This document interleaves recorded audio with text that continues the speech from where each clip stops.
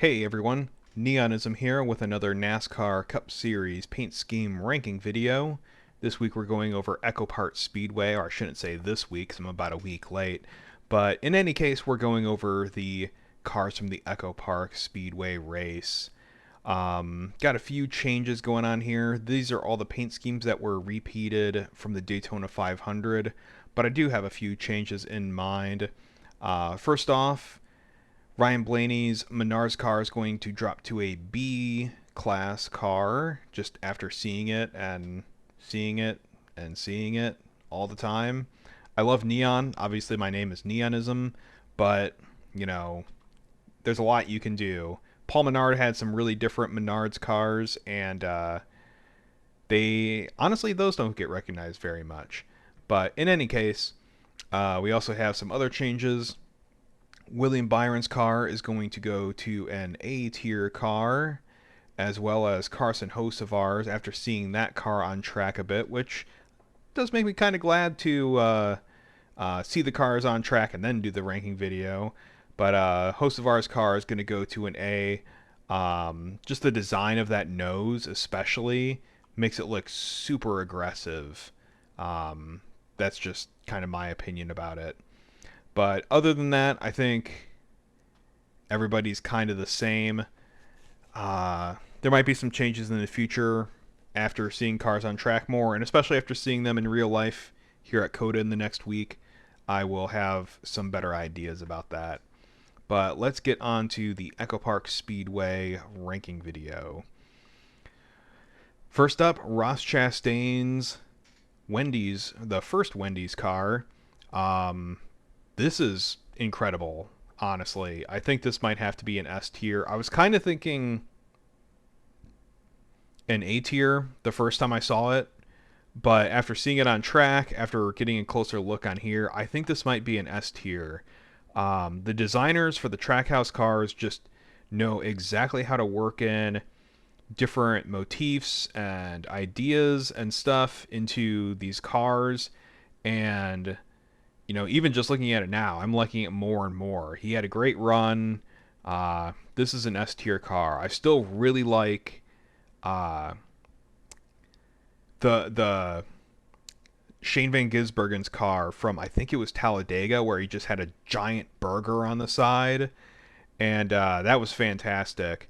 But I actually didn't really notice it before. But like this checker pattern, the blue and red.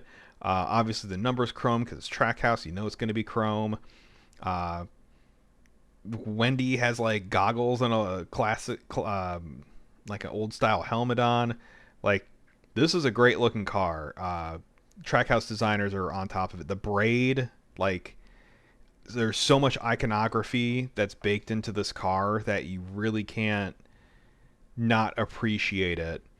And I'll come to it a bit later, but I know there's a big debate about the number being moved forward on these next-gen cars, and when it comes down to it, this design does not exist if the numbers move forward.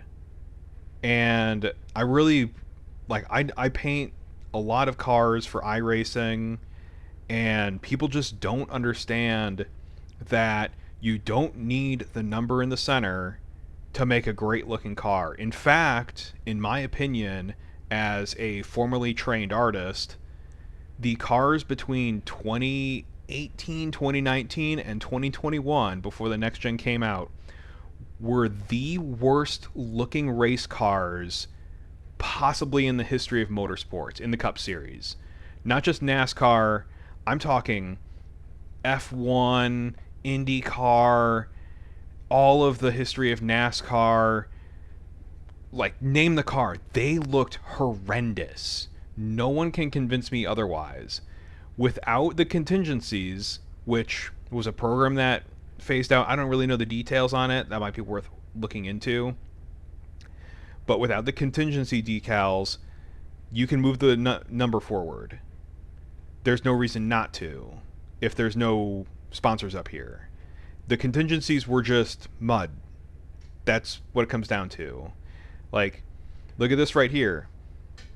I don't know much about Auto Trader. I know it's an I think it's an internet-based sales car sales company, but even this, like a giant Auto Trader logo, it's you can't have that if the number is right here where the A is.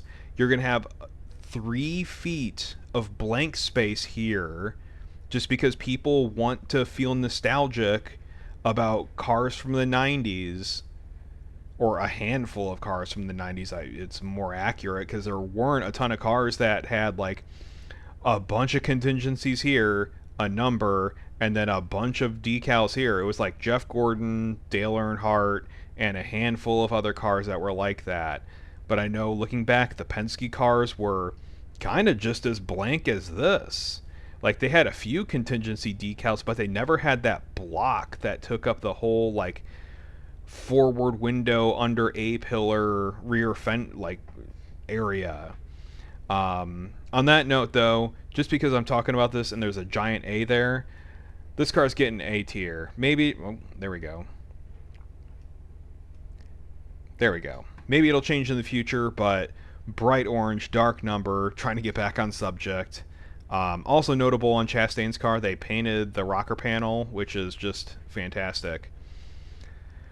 Moving on down, Austin Dillon's first Morgan & Morgan car. They kind of run a couple different designs, but this looks pretty great. I'm curious how they switched it on the right side with the US being here, because this is a great composition. Kind of wish there was a little bit more yellow. I think Frankie Muniz had the best Morgan & Morgan design when it was Morgan & Morgan and Muniz on his truck last year. That was just so good and very memorable too. But I think this car is a solid B. Next up, we have Noah Gregson's Title Max car. Nothing too crazy going on here. Again, going back to the same conversation. I guess I'm talking to myself here, so it's not really a conversation or a debate. But they have a lot of their alternate primary and or secondary sponsors up here, which is totally legal. NASCAR allows it. They opened that space up. I think a lot of other teams, they go with this space because you can just simply make the logo bigger. Busch Light, Discount Tire, Dow. But for some reason FRM goes with this and kind of leaves the rest of the car a little blank, but it's not bad. I don't really remember seeing this car on track, but I mean, Noah's had a pretty hard time. So we're gonna go with, I guess, a C. Nothing really jumps out about it. It's not really special. Like even like Austin Dillon's car, there's nothing too crazy about it, but even this little map of the U.S. with the connections, because Morgan & Morgan has all, going into the brand, like brand recognition. Like, what is Title Max? Is it car titles? I don't know. I don't know what it is. Like, I know what Morgan & Morgan is, but yeah. Anyway, Kyle Larson's number 5 Valvoline car, easy S tier. That's not even like Kyle Larson. First off, he's running a different car that's not the HendrickCars.com car, which in itself, I'm pretty sure I ranked that an S. I can't really remember, but I was a big fan of Ricky Henrik way back in the day. But a lot of stuff going on right here. Old style Valvoline can. I don't think they sell oil in that kind of can. I've never seen something like that, except for like maybe one buried in my dad's garage when I was like 5. But the red 5, that's great. Not only does it stand out, but it also opens up different merchandising opportunities, let's say. So S tier car, pretty straightforward there. Though I do wish they would get into the chrome. I say that, but this is also like flat, no outline. You can get away with like no outline when everything's flat, so it does work. Not gonna argue. Brad Keselowski's BuildSubmarines.com car. This is getting interesting. Um, Man, it's really sharp. Um, a great use of space. What I really dig is the subtle like submarine motif with the seam lines, and I think this is like kind of bolts going on it and stuff. Um, so definitely an A tier car. If I see some of like the teammate cars with maybe different inverted colors or what have you, that might become an S tier car, especially if I see it over time. But we'll find out later. And Daniel Suarez's car was already posted there. Um, that was a B tier. Wow, there was a lot fewer repeated cars than kind of what I expected. Kyle Busch Cheddars. Um, Nothing really too crazy going on here. If I was designing a Cheddar's car, I'd definitely lean into that biscuit really hard. Kind of like what Wendy's has done with the Trackhouse cars, like just or even Bubba Wallace's old McDonald's cars. Like picture the food. Um, it's really cool seeing lot more like consumer facing products. Like I think that's slowly kind of coming back, but people aren't really talking about it, which for the sponsorship talk that we had a couple years ago, it's interesting that we aren't talking about having consumer facing products again in NASCAR, because I remember again in that 2019 to 2021 period of time, it was a lot of corporate facing business venture products and stuff you've never heard of. I think that the one that really stands out to me was Lidos on Bubba Wallace's car. I was like, what is Lidos? I've never heard of this company. I thought it was some like business networking sort of thing. And then I go to the airport and there's a Lidos scanner machine. So I'm like, oh, you guys make the body scanners for when I go to the airport. That's okay. That's intriguing and weird, but okay, you're sponsoring a NASCAR car.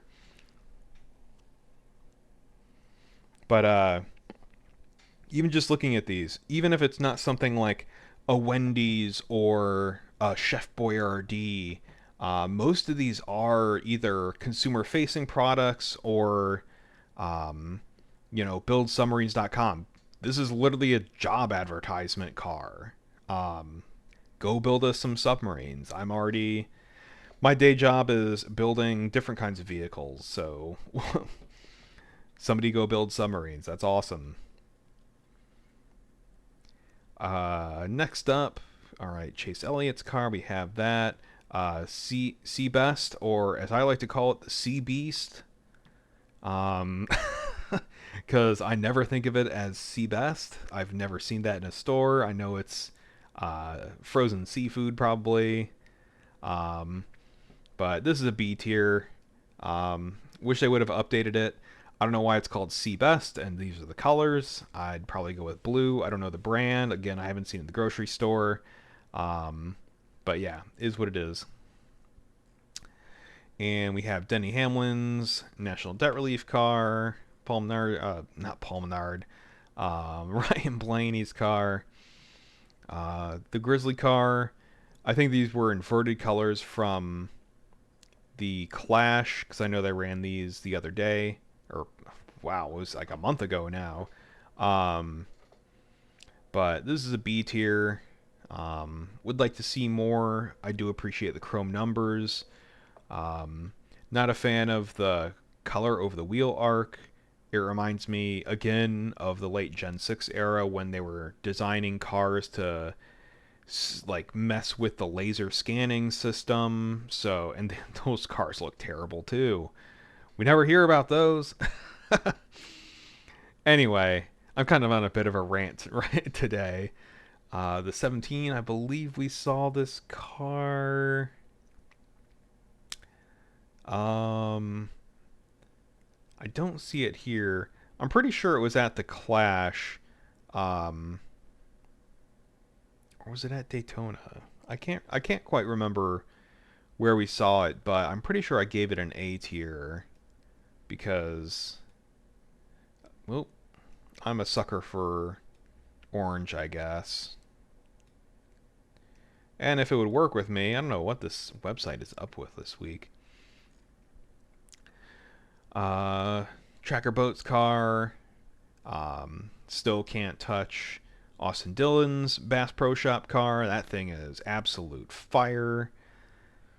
The DeWalt car, the plain DeWalt car, I should say, just DeWalt. I think I gave the DeWalt Interstate Batteries car a B, but just the DeWalt car on its own, this is an A tier car. This looks great. This is what I expect to see from the number 20 DeWalt car. 21, we saw that. Um, this one's kind of coming down on me a little bit. This might get bumped down to a B car if I see it a bit more. I'm not a fan of how the hood looks.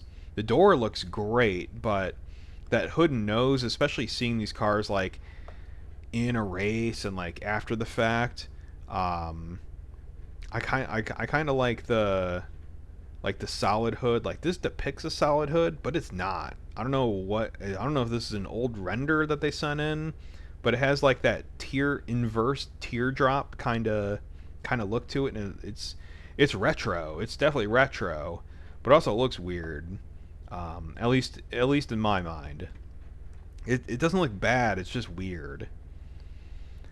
Uh, this might become an A car the more I see it. Um, I'm glad Penske went away from those scallops on the door, especially across all of their cars.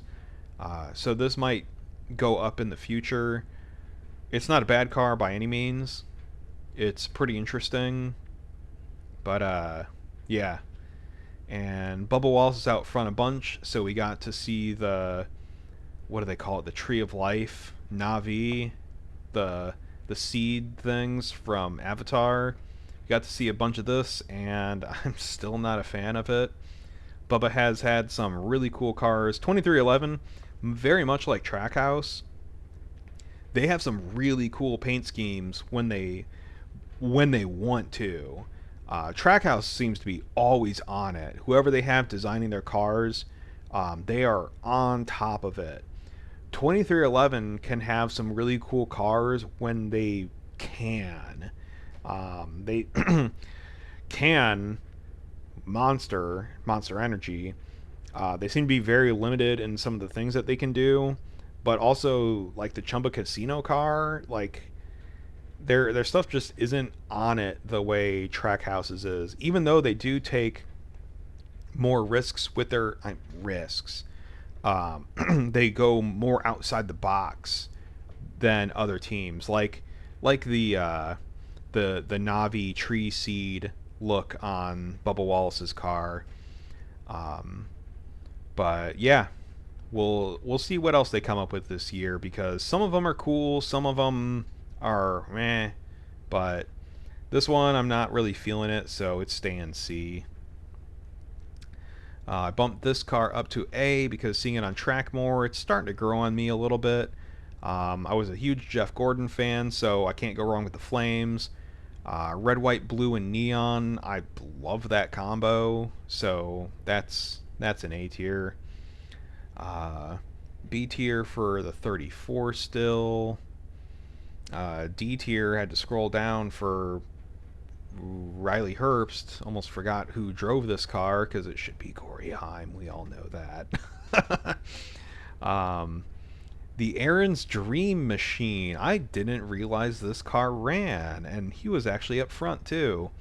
Um, the lore behind the dog being the mascot of the Aaron's Dream Machine. I have to make this an A just for the NASCAR deep lore on that. Um, I think it was around 2004 or 2005 whenever they came up with the the free pass car. There was a whole thing with like Michael Waltrip and Daryl Waltrip commentating, and Michael Waltrip was running the Aaron's car in the Busch series, and it just became a thing. Like the Aaron's mascot being a dog is derived directly from NASCAR commentation, as far as I remember. Somebody can correct me if I'm wrong. I might jump on YouTube and look that up if I can, to see what the origin of the Aaron's Lucky Dog is. But it's literally a dog called, I'm pretty sure his name is Lucky, um, and that's derived from NASCAR. That's why the Free Pass is called the Lucky Dog. Or was it from like short tracks? I forget how it all went down, but there was like direct NASCAR involvement in this whole thing. So just for that, that gets an A tier for the lore. Uh, the Andes Frozen Custard, I know on the roof rail it says Cole Custard, and when I made my iRacing AI um, group, or whatever you call it on Trading Paints, the AI list, I typed out Cole Custard almost accidentally. That's an A tier car. Just the branding, bright colors, ice cream, big ass ice cream cone on the side. Excuse my language. Again, something you can't do if this number is in the middle. There is no ice cream cone. This does not exist. It would not go up front. They would not do that. That's just a result of how you use how you use this space. 42 down here in B tier. 43 also B tier. This 43 car is growing on me though. They run this a bit more. This might become an A tier. I love the multiple shades of the blue and green. It's a much more aggressive look. Let's just bump that up to A tier now.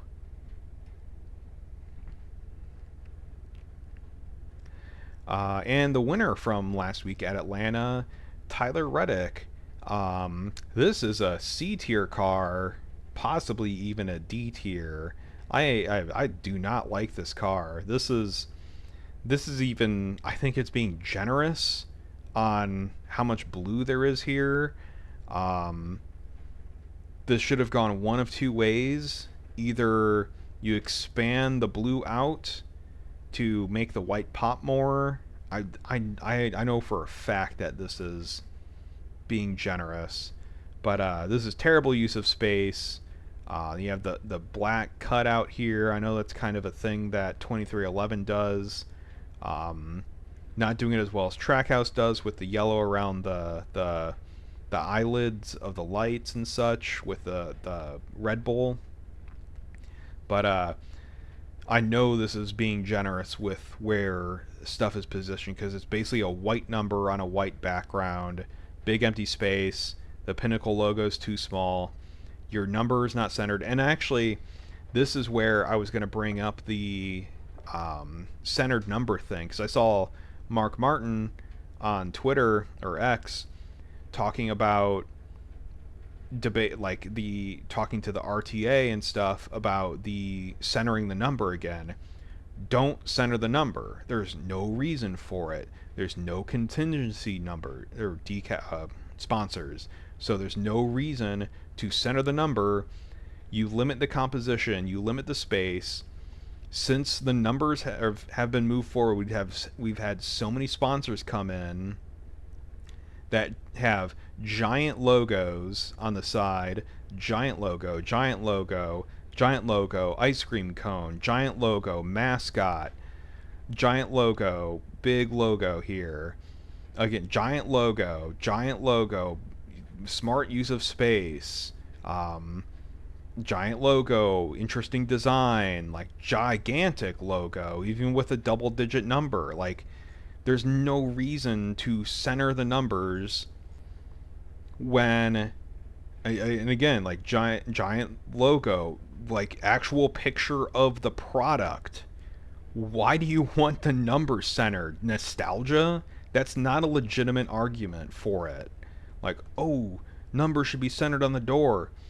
Do you know how many series like don't even have numbers on the doors? Like look at V8 supercars. Some of them have had numbers on the doors, and they haven't pushed forward because they have giant logos on the side. I know NASCAR is different from any other series in that the number is very specific to the driver, but this is just poor design. And you know what? This is a D car. The winner of the race, that's a D class car, or common if you're a gamer. This is a common color. This is poor use of space. There's a huge gap here. There's nothing down here. This is just blank white. You could have done more. Like, I don't think Pinnacle has this branding. I don't even know what Pinnacle is. Is it an oil? Is it a car product? I don't know what it is. Antifreeze? Nothing on this car communicates what the product is. The space, the use of space is terrible. The color balance is terrible. This is the white is, let me look at this up. That is,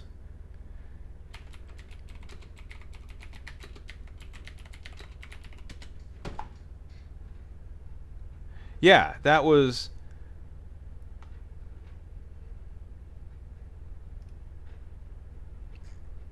okay, well that's not, all right, let's go to images. Yeah, that was very much a,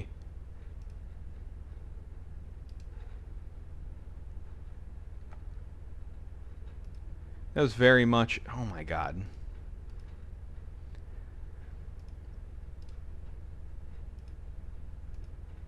Yeah, this is bad. I'm just saying, like, you can be a fan of Tyler Reddick. He's not my favorite driver. It's interesting to follow him, but like this doesn't look good. Like, what's all this space doing? You can make the Pinnacle logo bigger. Like, you have enough space over the fender that you can pull that down, grow it, and probably pull it to the center there, and then you at least have a bigger Pinnacle logo. Or you could have a picture of the product. It's almost like they ran out of time designing this. Or you could pull this blue back more, pull the black back more as well. Then it makes the 45 make more sense as being white. Or make the number chrome. Like, there's so many things that can be done with this that they just didn't do for whatever reason. Anyway, rant over. Chef Boyardee car, that's easy A tier. Again, product, logo, etc. Bright colors. I believe the 48 was A tier.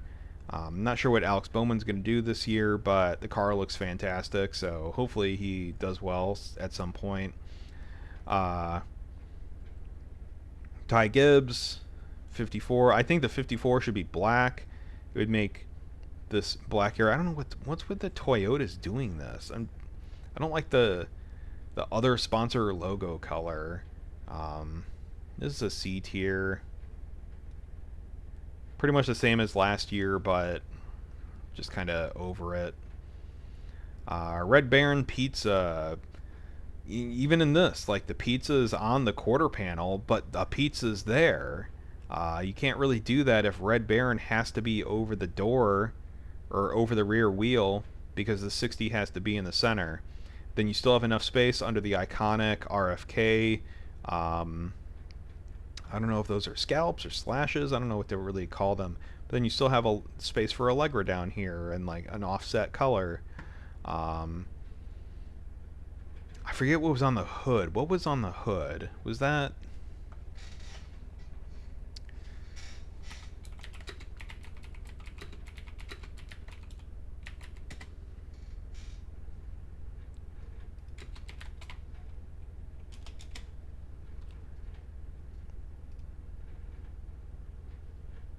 What was on the hood? Was there a pizza on the hood? Oh, it's all the Clash win stuff. Which, good for him. No, not so good. I forget what was on the hood. That's gonna tentatively be a B car. If there was a pizza on the hood, I can't remember. That might be an A tier car. Blaster car. This is great. Giant logo. You can see the product. Um, kind of wish McDowell would have done better. This is an A tier car though. This looks really good. And then last up, the last two Trackhouse cars. I start with Trackhouse and with Trackhouse. I wasn't too excited about the Tootsie's Panama City Beach car. Um, they said that there were, I saw on Twitter that the designer said that there's like a purple metallic kind of effect to it. I didn't really notice that. I bet up close it looks fantastic. Just based on this, though, I think I'm going to have to give it a B. I know some people were really disappointed with it, but I don't think it looks bad. Everything's presented really well.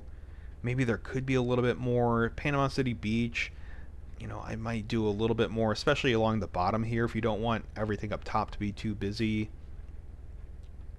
But that is what it is. And then SVG's Red Bull car. I think I gave the 88 Red Bull car an A tier, but with this being the red highlights on SVG's car, that's an S tier car right there. So that's Atlanta. I thought this video would be shorter, but apparently not, because I had a few rants in there. But I'll see you guys real soon for the COTA cars. I will be at COTA this weekend. I should be very easy to see. I'll be advertising Neonism, especially on Sunday. So if you see me, say hi. But right now, I will say bye to you and see you in the next one.